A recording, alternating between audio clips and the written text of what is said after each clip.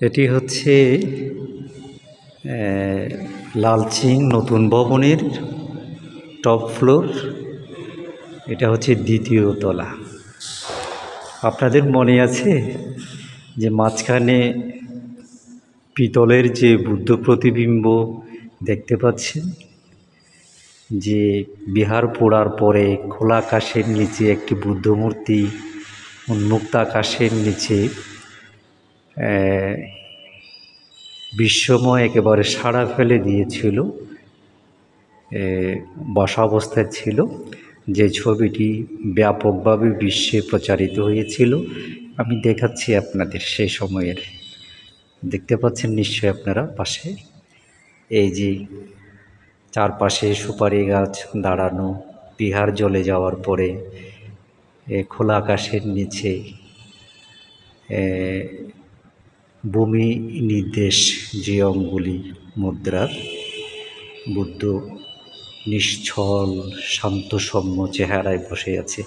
এই পিতলের বুদ্ধ মূর্তি একেবারে সাদা হয়ে গিয়েছিল, তো পরবর্তীতে এটা আগের মতো আবার রূপ দেওয়া হয়েছে, যেটা আপনাদেরকে দেখাচ্ছি মাঝখানে। তো পাশে আরও দুটি বুদ্ধ মূর্তি, সাদা যেটা দেখতে পাচ্ছেন এটা শ্বেত পাথরের মনে হলেও এটা আসলে উন্নত মানের এক জাতীয় প্লাস্টিক দিয়ে তৈরি হয় শ্রীলঙ্কাতে, মানে দেখতে অত্যন্ত সুন্দর, হালকা ওজন। আর এই পাশে যেটা দেখছেন এটাও ব্রোঞ্জের, থাইল্যান্ড থেকে আনা হয়। তো এই হচ্ছে নবনির্মিত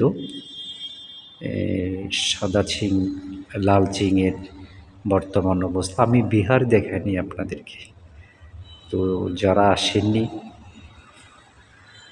দেখে যাবেন একবার, উপাসক উপাসিকা যারা একবার পুজো বন্দনা করে যাবেন। আর দর্শনার্থীদের জন্য একই ধরনের উন্মুক্ত আহ্বান রইল, জানার জন্য দেখার জন্য আপনাদেরকেও স্বাগতম।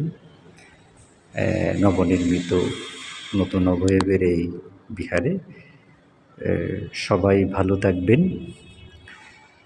সেই প্রত্যাশায় শেষ করছি আজকের